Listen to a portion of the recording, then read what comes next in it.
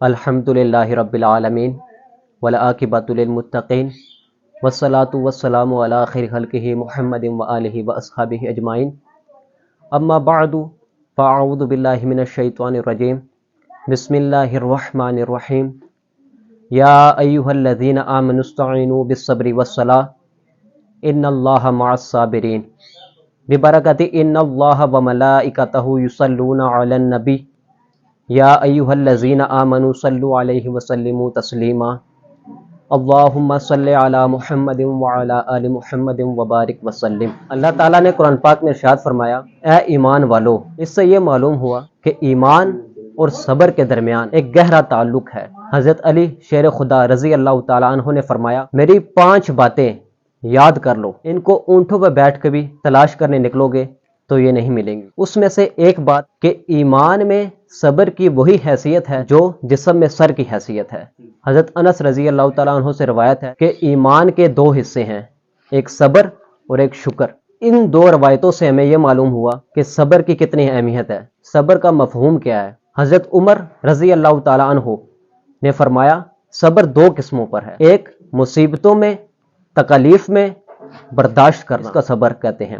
دوسرا اللہ تعالیٰ کی حرام کردہ چیزوں سے اپنے آپ کو باز رکھنا، روکے رکھنا۔ اس معاشرے کے اندر امیری اور غریبی 2 طبقات کے ذریعے اللہ تعالیٰ نے لوگوں کو آزمایا، کسی کو پیسہ دے کے آزمایا، کسی سے پیسہ لے کر آزمایا۔ جن کو پیسہ دے کر آزمایا، سب کے سب اگر امیر ہو جائیں تو دنیا کا نظام چلانا بہت مشکل ہے۔ سب کے سب اگر غریب ہو جائیں، سارے ہی کام کروانے والے ہو جائیں تو کام کرنے والا کون ہوگا؟ اب غریب جب صبر کرتا ہے تو اس کے لیے صلہ ہے، بے صبری کا مظاہرہ کرتا ہے تو اس کے لیے صلہ تو نہیں ہے، اور کر بھی وہ کچھ نہیں سکتا۔ اکثر یوں ہوتا ہے کہ جو غریب ہوتا ہے وہ امیروں کے آسائش اور آرام کو دیکھ کر حسد اور پریشانی کا شکار ہو جاتے ہیں، جبکہ پریشانی اور مومن 2 الگ الگ چیزیں ہیں۔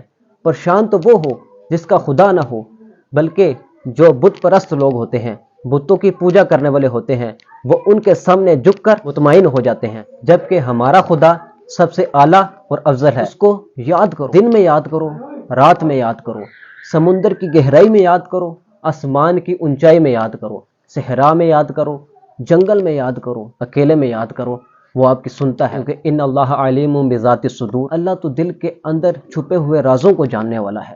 اللہ جب مصیبت کسی پر ڈالتا ہے تو اپنے محبوب بندوں پر ڈالتا ہے۔ صحیح البخاری 5645 حدیث نمبر ہے۔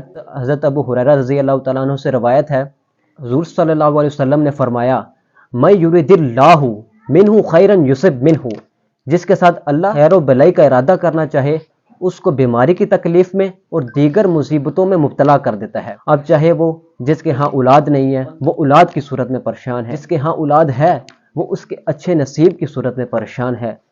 اللہ تعالیٰ قرآن پاک میں ارشاد فرماتا ہے، فَإِنَّ مَعَ الْعُسْرِ يُسْرًا إِنَّ مَعَ الْعُسْرِ يُسْرًا، بے شک تنگی کے بعد آسانی ہے، اور اسی تنگی کے بعد ایک اور آسانی ہے۔ اور یہاں پر ایک تنگی اور 2 آسانیاں ہیں۔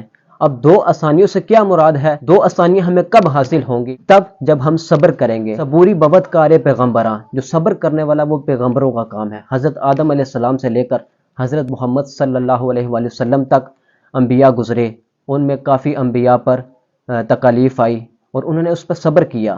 حضرت یعقوب علیہ السلام، حضرت یوسف علیہ السلام کے والد گرامی ہیں، انہوں نے اپنے بیٹے کے انتظار میں کہیں برس گزار دیے۔ عربی کا ایک مشہور مقولہ ہے کہ الانتظار اشد من القتل، انتظار جو ہے قتل سے زیادہ دردناک اور قتل سے زیادہ تکلیف دہ ہے۔ سنن ابن ماجہ 1597 کی یہ حدیث قدسی ہے۔ اللہ تعالیٰ ارشاد فرماتا ہے کہ اے ابن آدم، اگر تم صبر کرو اور اس پر ثواب کی نیت رکھو تو میں تمہارے لیے جنت سے کم ثواب کے لیے راضی نہ ہوں گا۔ اللہ تعالیٰ قرآن پاک میں ارشاد فرماتا ہے، انما یوفی الصابرون اجرہم بغیر حساب۔ اور اسی طرح تفسیر ابن کثیر میں امام زین العابدین فرماتے ہیں کہ قیامت کے دن ایک منادی ندا لگائے گا کہ کہاں ہیں صبر کرنے والے؟ تو چند لوگ اٹھیں گے اور ان سے فرمایا جائے گا چلو جنت کی طرف۔ وہ جنت کی طرف چل پڑیں گے تو فرشتے ان سے پوچھیں گے کہ تم کہاں چل دیے بغیر حساب کتاب کے؟ ابھی تو حساب کتاب شروع بھی نہیں ہوا اور تم جنت کی طرف چل دیے۔ تو وہ کہیں گے ہم صابر لوگ ہیں، ہم اللہ تعالیٰ کی نافرمانیوں سے باز رہتے تھے اور اللہ تعالیٰ نے جو ہمیں حکم دیا تھا اس پر ہم عمل کرتے تھے۔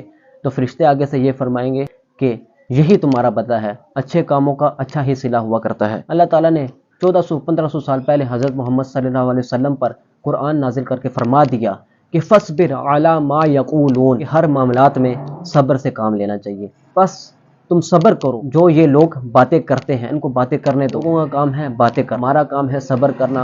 اور اللہ تعالیٰ قرآن پاک میں ارشاد فرماتا ہے وَبَشِّرِ الصَّابِرِينَ، کہ صبر کرنے والوں کو خوشخبری دے دو کہ ان اللہ مع الصابرین، کہ اللہ تعالیٰ صبر کرنے والوں کے ساتھ ہے۔ اللہ جو کرنے والا ہے وہ بہتر کرنے والا ہے۔ اور جو میں نے آج کی جو تقریر کی، اس کا تمام خلاصہ یہی ہے، وہ آپ کے بچوں کے معاملات ہوں، چاہے وہ شادی کے معاملات ہوں، چاہے وہ روزگار کے معاملات ہوں، ہر معاملات میں اللہ کی رضا شامل ہونی چاہیے۔ اللہ تعالیٰ ہم سب کو عمل کی توفیق عطا فرمائے۔ جو کچھ میں نے بیان کیا، اگر اس میں کوئی بھی غلطی کوتاہی ہوئی، اللہ پاک حضرت محمد صلی اللہ علیہ وسلم کے صدقے معاف فرمائے۔ وما توفیقی الا باللہ۔